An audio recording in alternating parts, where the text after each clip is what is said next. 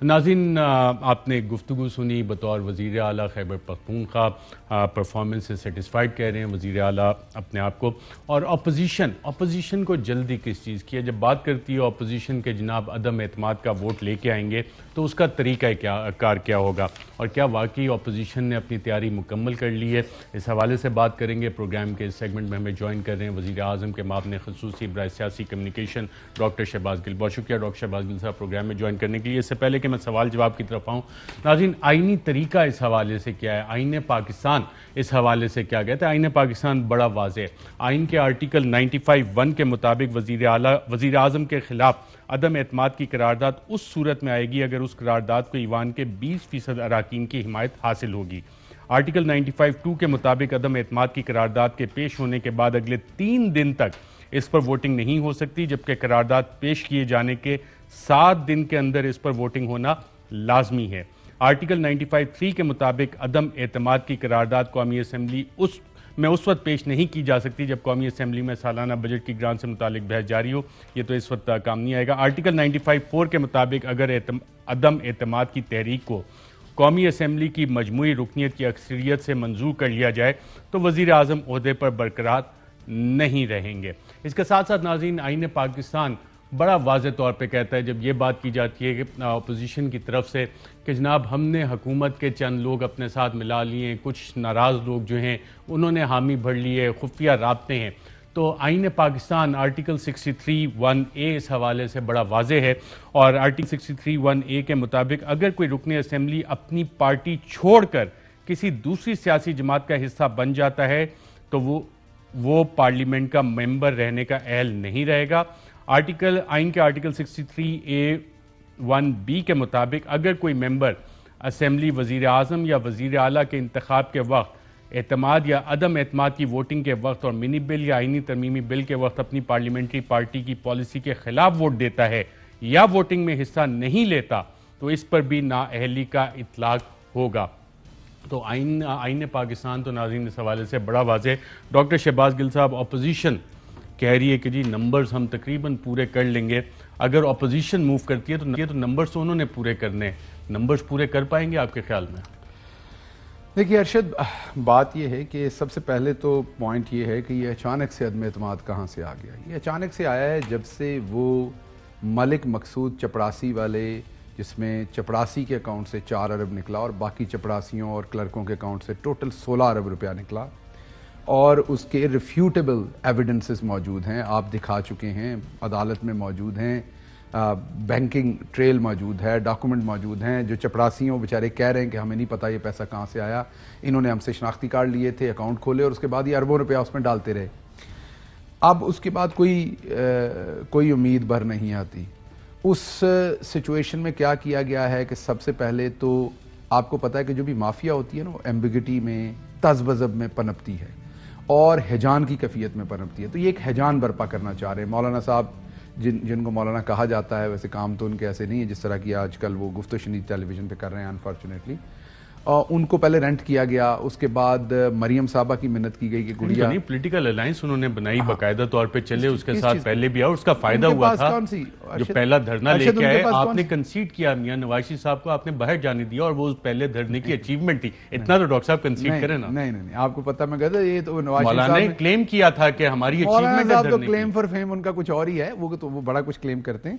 नवाज शरीफ साहब तो फ्रॉड करके यहाँ से भागे और वो सबको पता है। हमसे इसी शहर की अदालतों ने पूछा कि क्या सुबह अगर वो फौत हो गए तो आप उनकी जिंदगी की जमानत करते हैं? फिर जितनी उन्होंने दौलत लूटी हुई थी, हमने उसकी गारंटी मांगी। पूरी काबीना ने, पाकिस्तान की काबीना ने फैसला किया कि इतने अरब रुपए, 7 अरब रुपए की गारंटी दें और चले जाएं। वो भी अदालत ने, हम अदालतों का एहतराम करते, जो फैसला भी करें वो हटा दिया 7 अरब और 50 रुपए पे जाने दिया। तो वो ये ना आप हमें कहें कि वो ये दमड़ी जाए चमड़ी ना जाए वाले लोग हैं। 7 अरब रहता है, इसने कहना था मैनू आराम है, मैं ठीक हो गया। बहुत सारे लोग होते हैं, उनको आप बताएं ना अब टीका लगना, वो कहते हैं मेरी सरदर्द ठीक हो गई है, मुझे नहीं हो रही। तो इन्होंने उसी टाइम कहना था कि मुझे बिल्कुल कोई बीमारी नहीं है, इन्होंने दौड़ के भी दिखाना था। नवाज शरीफ साहब ने प्लेटलेट सब सेट है।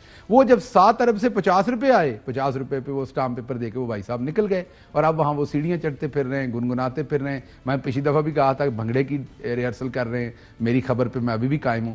बात यह है कि अब इनको पता फर्द जुर्म लगने जा रही है हमजा शहबाज पे और शहबाज शरीफ पे, मरियम साहबा को लग रहा है कि कॉन्फिडेंस बिल्डिंग मेजर्स के अंदर उनको भी किसी ना किसी तरह से कोई ना कोई रिलीफ मिलेगा। वो भी उम्मीद में बैठी हुई हैं, फ़ोन को साइलेंट पे लगा के, कोई बात नहीं करती वो भी चुप करके। उनको कहा अगर आप अच्छी बच्ची बने, अगर आप अच्छे अच्छे ट्वीट करें, किसने अगर आप गाली गलौज, अगर आपकी जमात की तरफ से कोई मैसेज गया इस तरह का? नहीं, उनकी अपनी जमात में। इनका मसला ये आपस में खेलते हैं, ये आपस में खेलते हैं। मतलब ये इनको जब दूसरे को दंदी काटने को दिल करता है, ये अपने दूसरे हाथ को दंदी काट लेते हैं। मतलब ये आपस में खेलते हैं। तो इन्होंने आपस में बताया है कि अगर आप ये करेंगी तो फिर हम कहीं पे पाँव पड़ के आपके लिए कोई रिलीफ ले लेंगे। तो आपने साइलेंट मोड पे रहना है। तो बाजी मुकम्मल साइलेंट मोड पे हैं। बाजी ने बल्कि वो तीला मार के ना, वो जो स्पीकर जिसमें से आवाज़ आती है उसी को फाड़ दिया हुआ है आजकल, कि आवाज़ ही ना आए उनके फ़ोन में से। तो बाजी मुकम्मल साइलेंट मोड पे हैं। और चचा जी जो हैं वो थां ते लोकां दियां तबीयतां पुछते फिरते ने। अब तो वो हर अस्पताल का चेक कर रहे हैं कहाँ कोई मरीज पड़ा हुआ है जिसके कोई 1 वोट हो, 2 हो, मैं जाके उनकी तीमारदारी करूं। यही चौधरी साहबान जिनकी यही चौधरी साहबान जिनकी इन्होंने फातिहा कबूल नहीं की थी ढंग से, जैसे इमरान खान साहब को नहीं इन्होंने कहा था कि वो आएंगे तो हम तस्वीर नहीं बनाएंगे। ये कितने कमजोर लोग हैं। हम लोग जो हम पाकिस्तानी लोग हैं, हमें पता कि फातिहा पे कोई भी आए हमारे घर में हम खुले दिल से, क्योंकि दुख और सुख साझा होता है। तो ये इतने छोटे लोग हैं। हुकूमती इत्तेहादी पाकिस्तान मुस्लिम लीग का वफाकी वजीर मुनस इलाही साहब ने भी, और बड़े मुस्कुराते हुए उन्होंने जो अल्फाज आज अदा किए, तमाम खबरों का महवर बने रहे, किस अंदाज में क्या कहा, आइए देखते हैं।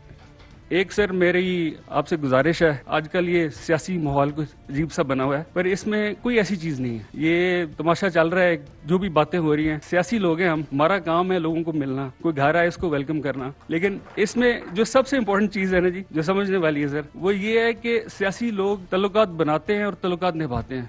जिस तरह हमारा जनाब से एक तल्लुक बना है और वो हमने निभाने के लिए बनाया है। तो मेरी आपसे गुजारिश है कि आप पीटीआई वालों को एक दफा जरा तगड़े तरीके से कह दें, घबराना नहीं। जी डॉक्टर साहब, उन्होंने बड़ा वाज़ेह मैसेज दिया है मुनस इलाही साहब ने, और वज़ीर आज़म भी मुस्कुराए इस बात पे कि अपने लोगों को कह दें, पीटीआई वालों को कह दें घबराना नहीं है। पीटीआई के लोग लगता है घबराए हुए हैं, अंदर बैठे, उन्हें तो हालात पता होंगे कि कौन कौन घबराए हुए, और वज़ीर आज़म मुस्कुराए भी इस बात पे। अच्छा, एक तो मैं ये कह दूं कि आप भी मोनस को जानते होंगे, पर्सनली मैं जानता हूं।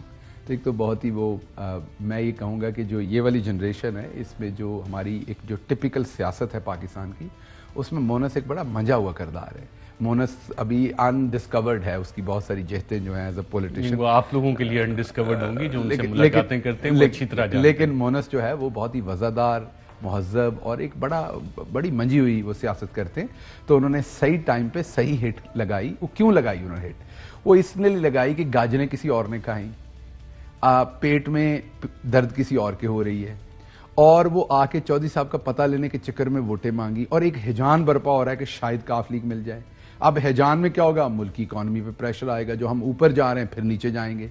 तो मोनस ने बड़े आराम नाल किया कि आप ध्यान नाल रहो, तो अपने ते रहो, साढ़े गल ना पाओ सारा कुछ। तो उन्होंने कहा कि हमने तो रिलेशनशिप जो कमिटमेंट की है वो, और ये हमारी पंजाब की रवायात भी है, जब कमिटमेंट हो जाए तो हो जाए। उनकी हमारे साथ कमिटमेंट है, और वो 5 साल की कमिटमेंट है, हमारी उनके साथ है, उनकी हमारे साथ है। और इस खानदान को सारे लोग जानते हैं, ये इस तरह की ना हरकतें करते हैं ना इस तरह की बातें करते हैं।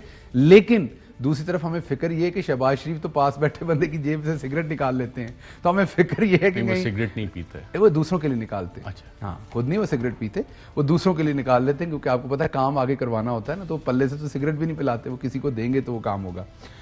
तो कहने की बात ये कि मोनस ने बहुत अच्छे टाइम पे ये स्टेटमेंट दिया, और जो सारा गुबार बनाया जा रहा था वो नीचे गिर गया। अहम तरीन खबरें अब एक क्लिक की दूरी पर, हर लम्हा बाखबर रहने के लिए सब्सक्राइब करें हमारा YouTube चैनल। अपने मोबाइल फोन से मुल्की और बैनुल-अक़वामी अहम खबरों तक रसाई के लिए डाउनलोड कीजिए मोबाइल ऐप। बामसूख ज़राए से मुसद्दिका खबरों, तज्ज़ियों और तबसरों से मुस्तफीद होने के लिए विजिट कीजिए पाकिस्तान की सबसे बड़ी न्यूज वेबसाइट।